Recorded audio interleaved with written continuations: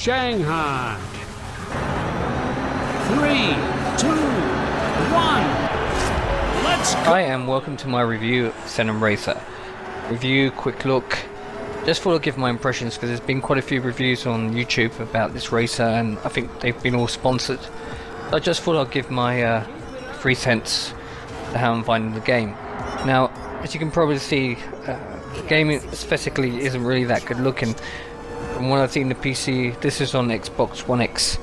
I've seen videos of it on PC and it seems to be running with slightly better textures than it is running on the Xbox One X, which I don't quite understand. I've got it in performance mode, but I really don't want to play it on high quality mode or whatever, because I think a racer should be played at as close to 60 frames per second as possible. Now on this track here, which is Shanghai, just showing the drifting mechanic available on Xenon Racer, because people have said that it's quite difficult to drift. Now, there's one thing you should know about the game: it really depends on the car that you pick. Now, this car is by the manufacturer LM. All the cars by the manufacturers LM actually have very high handling, so they're quite easy to make drift. I think the only real property you should worry about on the cars is actually the handling. You've got acceleration, you've got max speed, and you've got drifting, but really it's the ones that you can win all the races with an LM car as long as you have good handling, because otherwise you can't really do the drifts. But this car really handles well and it brings the game out to light. There is a good game here underneath. It's just a pity that the textures are so low res, because it looks more like I hate when people use the expression, but it looks like a last generation game. I wouldn't go as far as saying PS1 or PS2, but it really could do with some 4K textures. But the game actually plays quite nice. You can actually get into a nice rhythm once you start drifting. I've heard that it's difficult. Well, if you play Ridge Racer and you've come from Ridge Racer, it's pretty much the same. You can hit brake, or you can let go of the accelerator, hit the accelerator again, or you can hit the e-brake to start the drift. I usually hit the brake button and it works quite well. On the next track, I think I can't remember, it's Tokyo, Dubai. I don't actually do that well because there are some corners which are like 360, so it's harder to do the drift. But you've got to drift a lot in ahead in this game, I've seen, which is why the map on the top right hand corner is actually quite useful, because without that you can't really, unless you learn the track off by heart, and most of us don't really want to do that. It's such a big effort for every game. We have to learn so many commands and stuff. We want to be a little bit lazy, so it's good that they've provided a map on the top right hand corner, and you can actually see what the corner is, right or left, because of the graphics sometimes it's difficult to determine where a turn is right or left, so it's quite helpful. And this track is actually quite a lot of fun. Performance wise it was okay. The game has crashed on me once but hasn't crashed again, so I'm not quite sure why that happened. Apart from that, it's quite solid. The sad bit about this game is there is no one online. The online community is dead already, which is a pity, because I think it would be quite a fun racer to race online.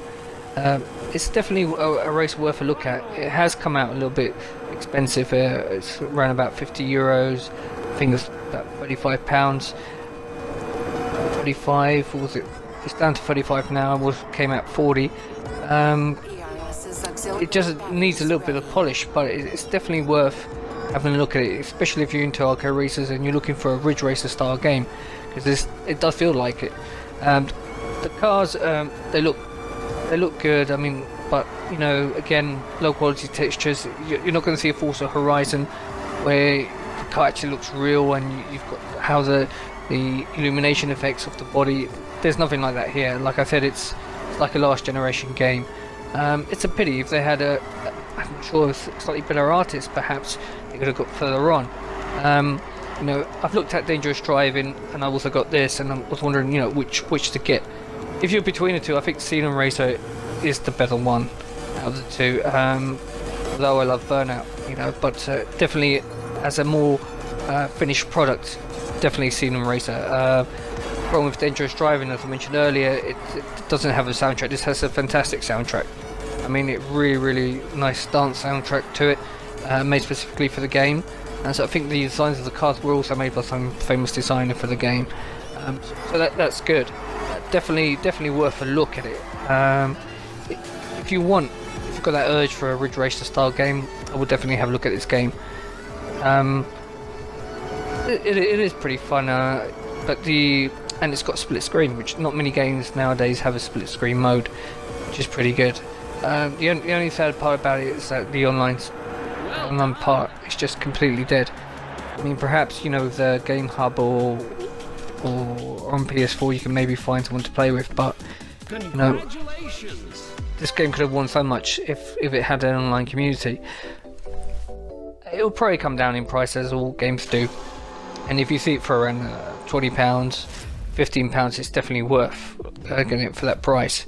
At the moment it's a bit pricey, but definitely grow on sale. It's kind of like, it's one of the games you look at, it's like when you look at people who are kind of semi-attractive, you think, are they attractive, are they not? This game is it good, is it not? But yeah, it kind of grows on you once you get into it. And definitely the music, I love this music, especially this part here. Now the car I'm using is from the LM manufacturer. You see it in the car selection. Here it is. Quite nice colours, but I usually play in this view because I find this view the easiest for me. I prefer in-car views to outside. I don't know, I got used to playing on dirt and whatnot. I haven't been able to go on an outside car view, even in Forza Horizon, which I love. I also play inside the car or the cockpit view. There is no, there's a view in this which is actually quite horrible. This one actually looks quite nice. There's another one when you're kind of like on top of the car and the car is smaller. Also, you'll notice when you're overtaking that the cars kind of look like they're floating. Again, just could have done with just a little bit more polish. I don't know, it looks like, I don't know, the models of the cars are kind of stretched out. I'm not sure if that's something to do with the fog that they're using, or no idea in that camera aspect, but it looks kind of weird. Some of the tracks are really beautiful, some of them are not. The quality isn't consistent in the game, so you just be aware that if you're buying a product where it isn't so consistent. Many people have said that the announcer is quite annoying. It is true. The lines he has aren't very good, and I think he wasn't given very good direction as well on the game. If they changed them around, it could have added a little bit more fun to it. It's a pity, and perhaps allowed people to choose different announcers' voices as well. Because the one, the car, when it talks to you, that voice is perfectly fine. So it's kind of weird. I don't know that got through. I don't know. Maybe they liked the announcer. No idea. It's kind of weird though. But definitely, it's definitely worth it. Games like this aren't made anymore. We should try and support them, and try and get a copy at least when it's cheap. You can see its frame rate's a bit variable. I think it's probably, I reckon it's going below 50s. I reckon it's going from 45 to 60, and it varies, and you can tell when it pulls a little bit, it chugs along. But it's definitely there. I think a bit more budget. Xenon Racer 2 definitely could build up, and it needs more single player content as well. You've just got the championship and split screen, and then time attack as well to go through. Like I said, it's a pity that the online community is dead in this game. So definitely have a look at it. Definitely, if you see it in the shops, cheap. It's a pickup if you like arcade racers. If not, then stay away. That's it really. Nothing more to add. I'll leave you a little bit more the race now, and you can judge for yourselves. Also, just make a quick point out here: the radar for the still have a rear view mirror, which will probably make the game go slower. They've kind of got this radar on the top, which you can see up there. Well, it's gone now, but it works pretty well. You can actually tell what side the car's overtaking you by, and it doesn't seem to affect frame rate, so it's a pretty good solution. Anyway, hope to be loading up some more videos soon. Next video definitely got to load up is Lords of the Fallen. What a brilliant game. Oh man, that is just such an underrated gem. Anyway, I'll let you guys get on. Alright, take care, bye.